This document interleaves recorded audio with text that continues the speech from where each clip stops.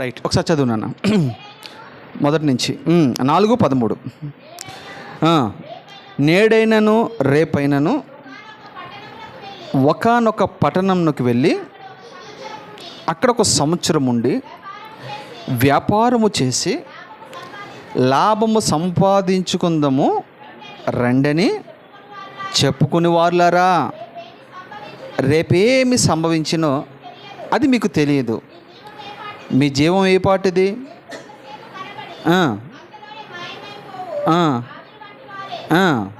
గనుక ప్రభు చిత్తమైతే మన బ్రతికియుండి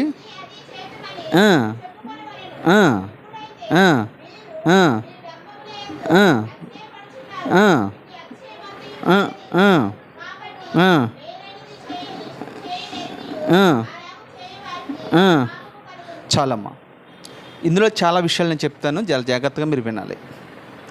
ఇక్కడ ఒక వ్యక్తి గురించి యాకోబు మాట్లాడుతూ ఉన్నాడు. ఏమంటాడు? నేడైనను రేపైనను. అంటే నేడు రేపు అంటే ఈరోజు రేపు. నేడైనను రేపైన ఒకానొక పట్టణంలోకి వెళ్ళి, అంటే ఉదాహరణకి మన హైదరాబాద్ పట్టణానికి వచ్చి ఒక ఫ్యామిలీ అనుకుందాం. వారు అంటున్నారు ఈరోజు కానీ రేపు కానీ మనం హైదరాబాద్ పట్టణానికి వెళ్దాం. వెళ్ళి ఏం చేద్దామంట? ఒకానొక సంవత్సరం అంతా వ్యాపారం చేస్తామని అనుకున్నాడు. అక్కడ వరకు బాగానే ఉంది. వ్యాపారం చేసి ఏం చేద్దాం అనుకున్నాడు? లాభము సంపాదిద్దామని అనుకున్నాడు. వ్యాపారం చేసిన లాభం సంపాదిస్తారు లేదా?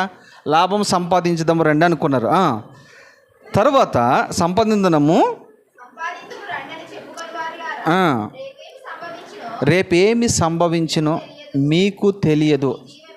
మీ జీవం ఏ పాటిది? చూడండి, మనము ఏదైనా పట్టణానికి ఎందుకు వచ్చామంటే 4 రాళ్ళు వెనకేసుకోవడానికి వచ్చాం, 4 డబ్బులు సంపాదించుకోవడానికి వచ్చామా లేదా? వచ్చిన తర్వాత మనము దాని మీదే మన మనసును కేంద్రీకరించకూడదు. అర్థమైందా మీకు? సంపాదించుకోవడం తప్పు కాదు. ఎందుకంటే బైబిల్లో చక్కటి మాట సామెతలో ఉంటుంది, నీతిమంతులంట తన పిల్లల కొరకంట ఆస్తిని సమకూరుస్తారు. ఆస్తిని సమకూరుస్తారు. అది తప్పేం కాదు. యథార్థంగా సంపాదించిన సంపాదన దేవుడు కూడా ఖచ్చితంగా ఆశీర్వదిస్తాడు. అందులో ఏమాత్రం డౌట్ లేదు. ఇస్సాకును ఆశీర్వదించలేదా? అబ్రహామును ఆశీర్వదించలేదా? వాళ్ళ కోటేశ్వర్లు కాదా? ఖచ్చితంగా ఆశీర్వదిస్తాడు. అయితే మన పట్టణంలోకి వెళ్ళి వ్యాపారంలోనే మునిగిపోకూడదు, ఉద్యోగంలోనే మునిగిపోకూడదు, పనుల్లోనే మునిగిపోకూడదు. అందులో మునిగిన తర్వాత ఏం జరిగిద్దంటే సంపాదన మీద అపేక్ష పెరుగుతుంది లేదా? ఇప్పుడు నీవు ఈరోజు ఒక 1000 రూపాయల వ్యాపారంలో లాభం వచ్చింది. నెక్స్ట్ డే వాడు ఏమనుకుంటాడంటే ఖచ్చితంగా మళ్ళా ఇంకా లాభం వస్తుంది అని తొందరగా లేచి వ్యాపారం చేస్తాడు. ఉద్యోగంలోనే ఇంతే, ఏదైనా కావచ్చు. ఎందుకంటే వాళ్ళు వ్యాపారం చేసిన, ఉద్యోగం చేసిన, డబ్బులకు రుచి మరిగిన తర్వాత ఆటోమేటిక్గా దేవునికి వారు దూరం అయిపోతారు. అవునంటారా కాదంటారా? డబ్బు సంపాదించిన వాడు దేవునికి దూరం అవుతాడా, దగ్గర అవుతాడా? మీరు ఎవరైనా వాళ్ళ దగ్గర ఉన్న వాళ్ళు ఉన్నారా డబ్బులు సంపాదించి? మీరు అలాగంటే కనుక పచ్చి అబద్ధం అన్నట్టే. ఎందుకంటే ప్రభు అన్నాడు, 2 యజమానులకు మీరు దాసులుగా ఉండనేరరు. అది సిరికైనను లేదా దేవునికైనను. ఒకటి, దేవునికి దాసులుగా ఉంటే సిరికి మీరు దాసులుగా ఉండకూడదు, సిరికి దాసులుగా ఉంటే దేవునికి దాసులుగా ఉండకూడదు. నాకు 2 కావాలంటే కుదరదు. ఒకే కప్పులో 2 కత్తులు ఏముడతాయా? ఏమడవు కదా. ఒకటి లోకం కావాలనుకుంటే అటు వెళ్ళాలి, దేవుడు కావాలంటే ఇటు వెళ్ళాలి. 2 కలిపి చేద్దామంటే కుదరదు. ఎందుకంటే ద్వితీయోపదేశ కాండంలో ఒక మాట, అద్భుతమైన మాట ఒకటి ఉంటుంది. ఏంటంటే మీరు ఎద్దును గాడిదను జత చేసి పొలమును దున్నకూడదు. అలా దున్నితే అది అపవిత్రమైపోతుందని చెప్తాడు. గనుక మనము ఏదో చేద్దామని అనుకుంటే కనుక నువ్వు దేవునికి రోజు రోజుకి మనం దూరం అయిపోతున్నట్టే. ధనము సమస్త కీడులకు అది మూలము. నీ ధనం ఎక్కడుండునో నీ హృదయము కూడా అక్కడే ఆటోమేటిక్గా ఉండేది. ఎవరు నేను చెప్పిన మాట కదా, ఎవరు చెప్పిన మాట ఇది? స్పష్టంగా యేసుక్రీస్తు ప్రభు చెప్తున్న మాట అంటాడు కదా ఇక్కడ. తర్వాత ఏమంటాడు? రేపు ఏమి సంభవించినో మీకు తెలీదు. వారు చెప్పుకుంటున్నారంట ఏమని? మన పట్టణానికి వెళ్దాం, వ్యాపారం చేద్దాం, బహుగా సంపాదిద్దాం, సుఖపడదాం, పొలాలు కొందాం, మేడ మిద్దెలు కొందాం, కార్లు కొందాం, అనేక ఆలోచనలతో వారు ఉంటూ ఉన్నారట. ఈ ఆలోచనలు అన్నీ ఉంటూ ఉంటే ఈలోగా మధ్యలో దేవుడు కలగ చేసుకుని అంటాడు, అరే బాబు పిచ్చోడా, రేపేమి సంభవించినది నీకు తెలియదు కదా. వీడు ఎక్కడ ప్లాన్ వేస్తున్నారు? వీళ్ళు చాలా సంవత్సరాలకి ప్లాన్ వేస్తూ ఉన్నారు. మనకున్న ఆలోచన ఏంటంటే పట్టణానికి వెళ్ళిన తర్వాత ఖచ్చితంగా మనం కష్టపడిన తర్వాత అందరికీ ఆలోచన ఏంటంటే ఒక సొంత ఇల్లు ఉండాలి మనకి, సొంత కారు ఉండాలి మనకి, బ్యాంక్ బ్యాలెన్స్ ఉండాలి మనకి, ఇవన్నీ మనకు ఉండాలి. ఇదంతా సమకూర్చుకున్న తర్వాత అప్పుడు మనం దేవుని దగ్గరికి వెళ్దాం అనుకుంటారు కొంతమంది. అనుకుంటారు లేదా? ఈ సంపాదనలు పడిపోయిన తర్వాత ఎవడు వెళ్తాడు దేవుని దగ్గరికి? మీ జీవము ఏ పాటిది? మీరు కొంతలో కనబడి అంతలో మాయమైపోయే ఆవిరి. అంటే మన జీవితాలు ఏ పాటివంట? చాలా అల్పమైనవి. ఎంత అల్పమైందంటే ఆవిరి లాంటిది. ఆవిరి మీకు బాగా తెలుసు కదా. మీరు భోజనం వండుతారు కదా, రోజును మూత పెట్టిన తర్వాత ఉడికిందో లేదు చూస్తారు కదా. ఇలా పక్కకు తీసినట్టు మీకు ఏం కనపడుతుంది? ఫస్ట్ ఆవిరి. అది ఎంతసేపు ఉంటుంది అమ్మా? ఎంతసేపు ఉంటుంది అది? అదే మాట రాశాడు కదా ఇక్కడ. ఏమన్నాడు? కొంతసేపు కనబడి అంతలోనే కనబడినట్టే కనబడుతుంది, అది మాయమైపోతుంది. అంటే మన జీవితాలు ఆ పాటిదంట. ఆ పాటి ఎంత అల్పమైంది కదా. దీనికి మనం అంటాము వీరాతు వీరులము, సోరాతు సూర్యులము, ఎన్నెన్నో మాట్లాడుతూ ఉంటాం మనం. అసలు కరోనా టైంలో మీరు చూస్తే శవాలని పాతి పెట్టడానికి కూడా అవకాశం లేకుండా పడేశారు. ఈ రోజున మీకు తెలుసా, చనిపోతే ఇదివరకు పరిస్థితి ఏంటంటే ఎవరైనా చనిపోతే కనీసం ఒక 10 రోజులు 10 రోజులు ఏడ్చేవారు, బాధపడేవారు. ఇప్పుడు అలా ఉందా? అసలు చనిపోతున్న లెక్క చేయట్లే. ఎందుకు ఈ విషయం చెప్తున్నానంటే మన జీవితాలు ఆ రీతిగా ఉన్నాయని వాక్యం సెలవిస్తుంది. ఎంతలో కనబడి అంతలో మాయమైపోయే ఆవిరి వంటి వారు. తర్వాత కనుక ప్రభు చిత్తమైతే చాలా.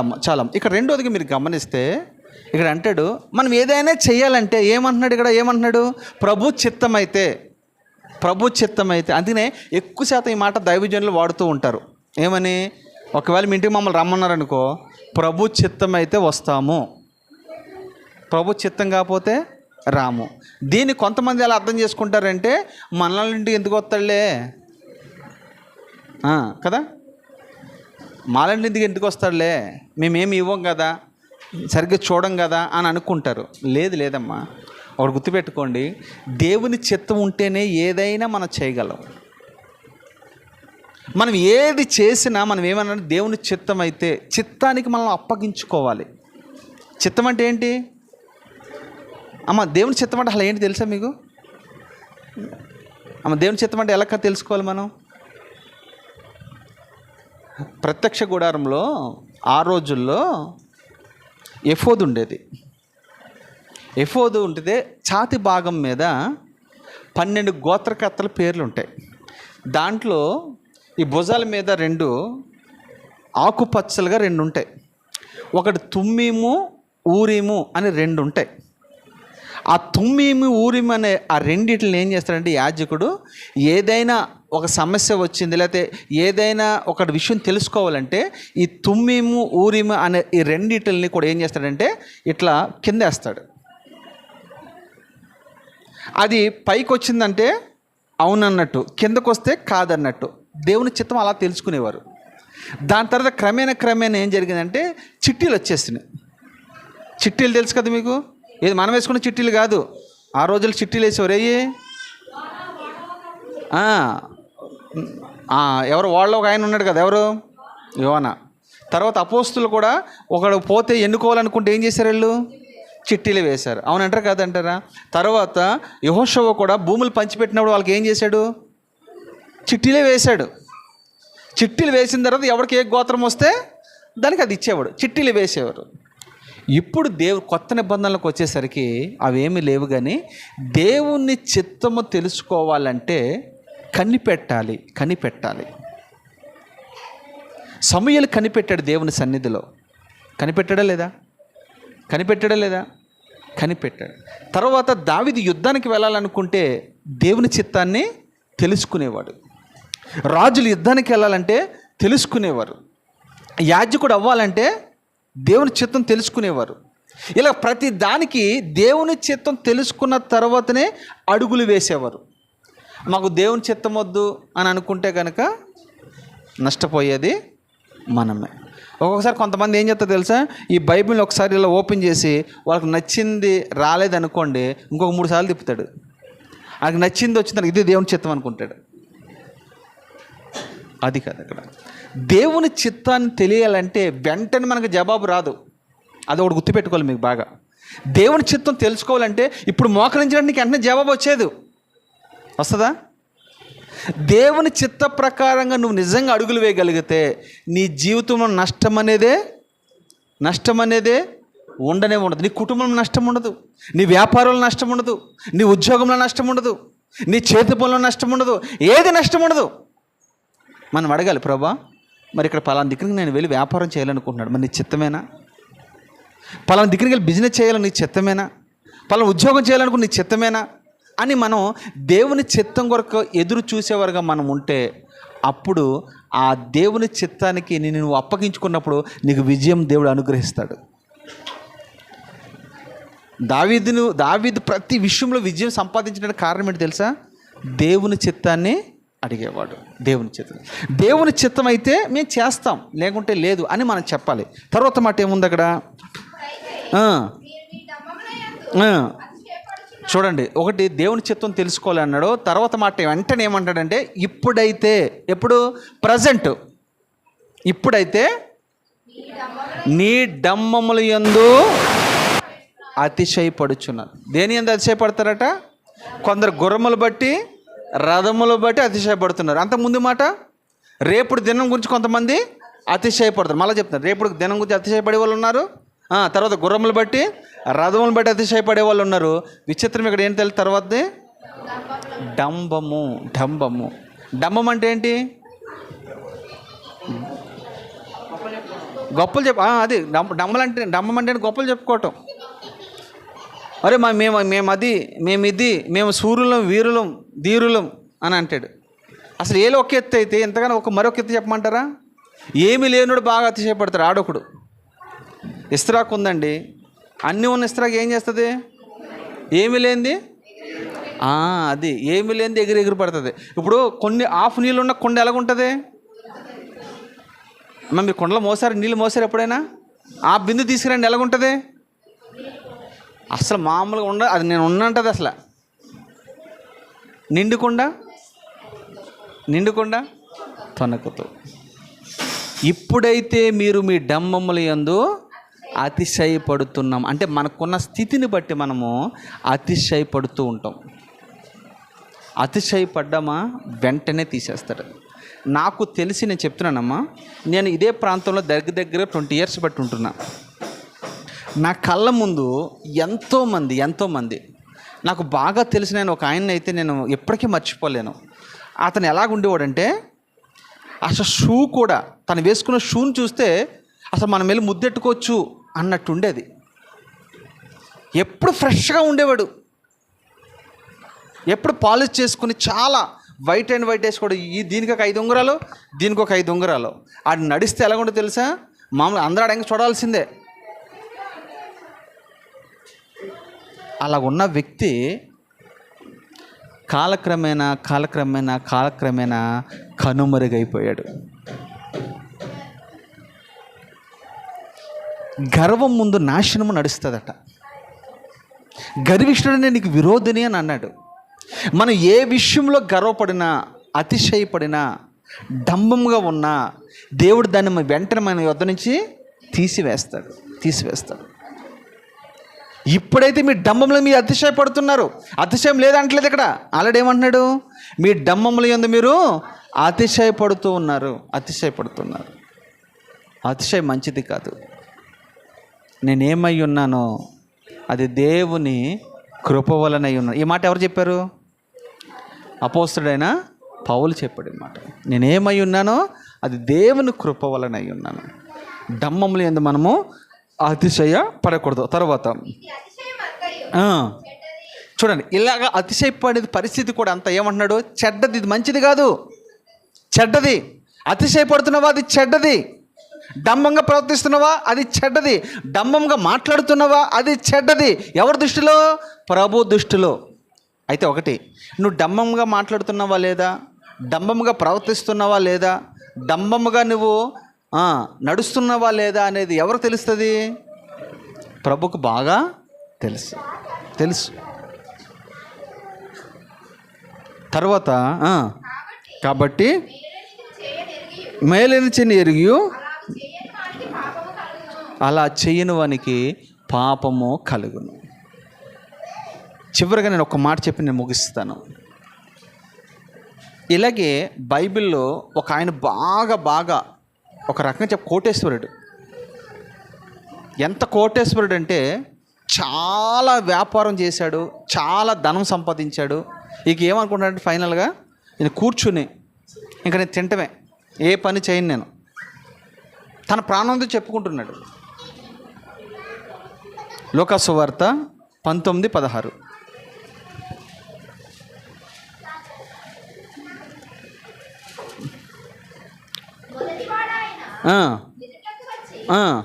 అయ్యా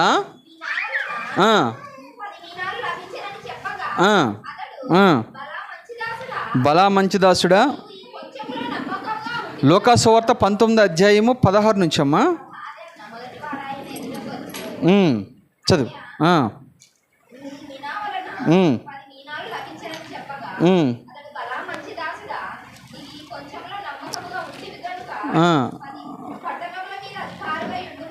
లేదు, ఒక్క నిమిషం, అది కాదు నాన్న, నేను తప్పు రాసిన. అలా చెప్పమ్మది. రైట్, కరెక్ట్, తప్పు రాశాను. 12 రైట్, 12 అది. నా ప్రాణమా అనేక సంవత్సరములకు విస్తారమైన ఆస్తి నీ కొరకునే సమకూర్చాను.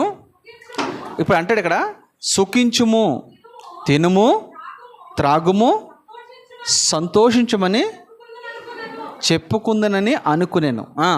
అయితే దేవుడు వెర్రివాడ, ఈ రాత్రి నీ ప్రాణము నడుగుచున్నాను, సిద్ధపరిచినవి ఎవని వగునని అతనితో చెప్పాను.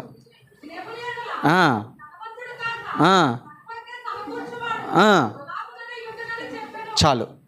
ఇక్కడ ఈ ధనవంతుడిని చూసి ఉపమానం ప్రభు చెప్తూ ఉన్నాడు.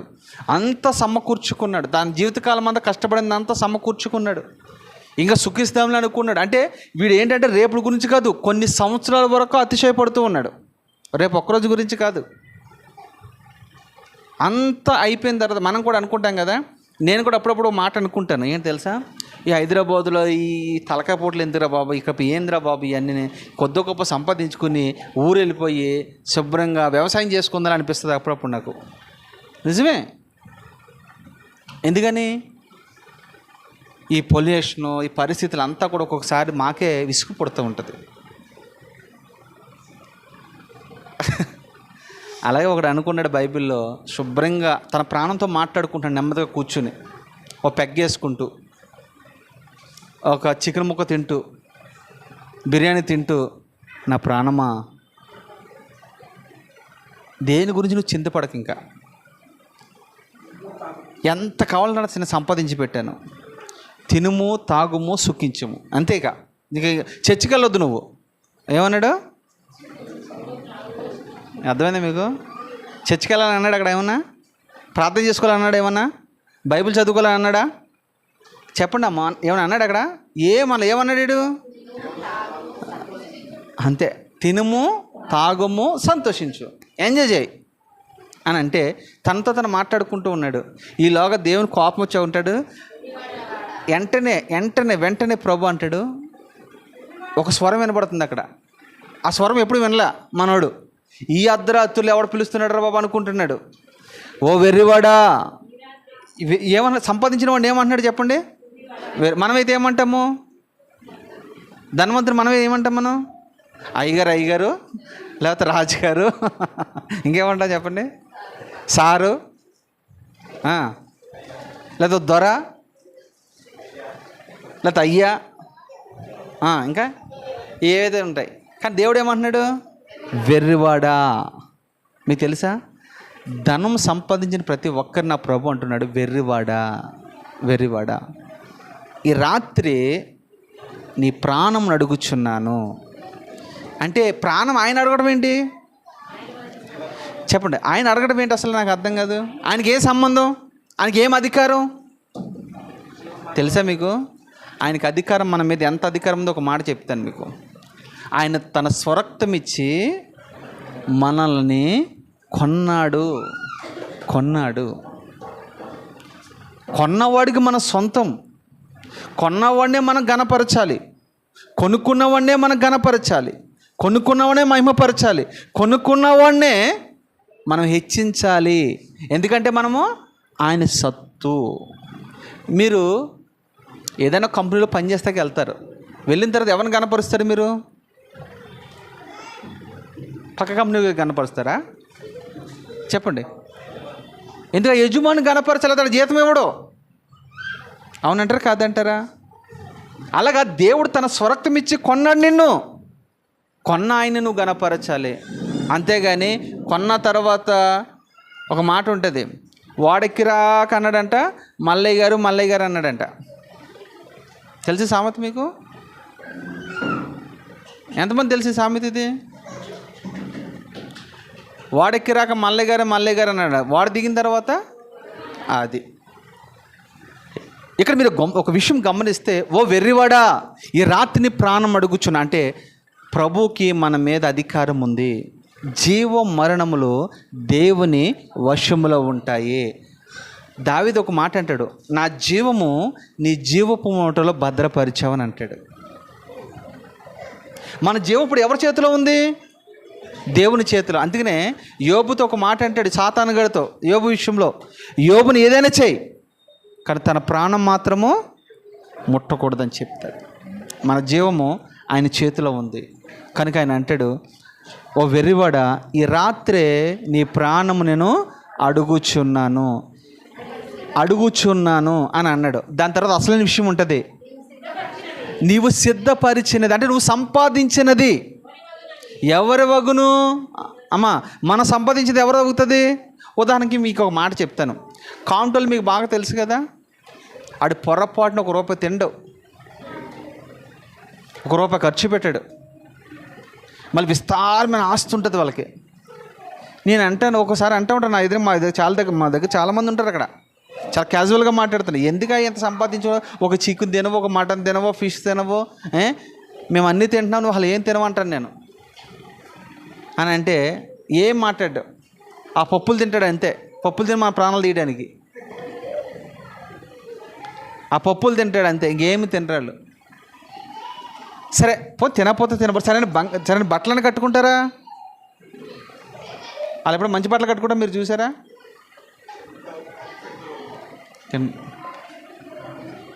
నేను అంటాను, ఇప్పుడు అతను చనిపోయిన తర్వాత ఆ బిల్డింగ్ ఎవరో వశం అవుతుంది?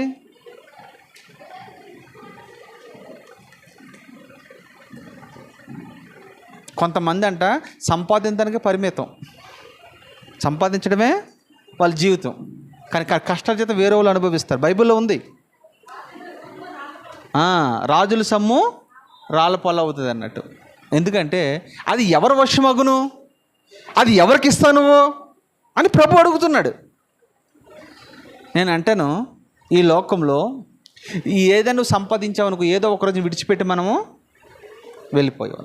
నువ్వు నిజంగా వెర్రివాడు అయితే అంటావు, నువ్వు చనిపోయిన తర్వాత ఆస్తా బంగారమా కారా బండ నాతో పాటు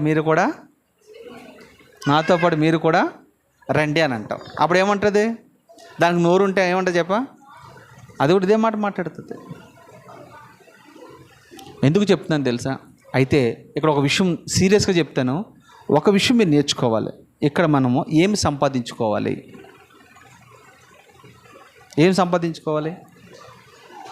మనతో పాటు వచ్చినవి ఏంటి? మనం సంపాదించుకుంటున్నాం. ఇంతకీ మనతో పాటు వచ్చినవి ఏంటి? మనతో వచ్చే ఏంటి? అవి సంపాదించుకోవాలి. ఏం సంపాదించుకోవాలి? మనము రక్షణ సంపాదించుకోవాలి. అది మనతో వస్తుంది. నీతిని సంపాదించుకోవాలి. అది మనతో వస్తుంది. ప్రేమను సంపాదించుకోవాలి. అది మనతో వస్తుంది. అవునా కదా? వాక్యమును సంపాదించుకోవాలి. అది మనతో వస్తుంది. నీతి క్రియలు సంపాదించుకో. అవి మనతో వస్తాయి. అవి మనతో వచ్చి మన ముందు నిలబడి మనకు సాక్ష్యం ఇస్తాయి. ఈ లోకంలో ఇవేవి సంపాదించుకున్నా ఒకానొక దినాన అవి విడిచిపెట్టి వెళ్ళిపోవాలి. నువ్వెంత సంపాదించుకుంటావు? ఈ రోజు నేను తెలిసే పరిస్థితి, ఏది తిన్నా ప్రమాదంగా ఉంది. ఇప్పుడు యవ్వనస్తులు ఎక్కువ శాతం ఏంటేటో గడ్డి అంతా తింటున్నారు, హాస్పిటల్ పాలవుతున్నారు. అవునా లేదా? అవునా కాదా? అప్పుడు మనం తింటానికి కూడా ఏం లేదు. ఇప్పుడు మీకు తెలుసా? మనం సరిగ్గా మీరు చెప్పండి, ఊర్లో కూరగాయలకి ఇక్కడ కూరగాయలు తేడా తెలుసా మీకు? ఎలాగుంటాయి చెప్పండి, ఎలాగుంటాయి? నేనైతే ఇక్కడ మంచి క్వాలిటీ ఫుడ్డే తినట్లే.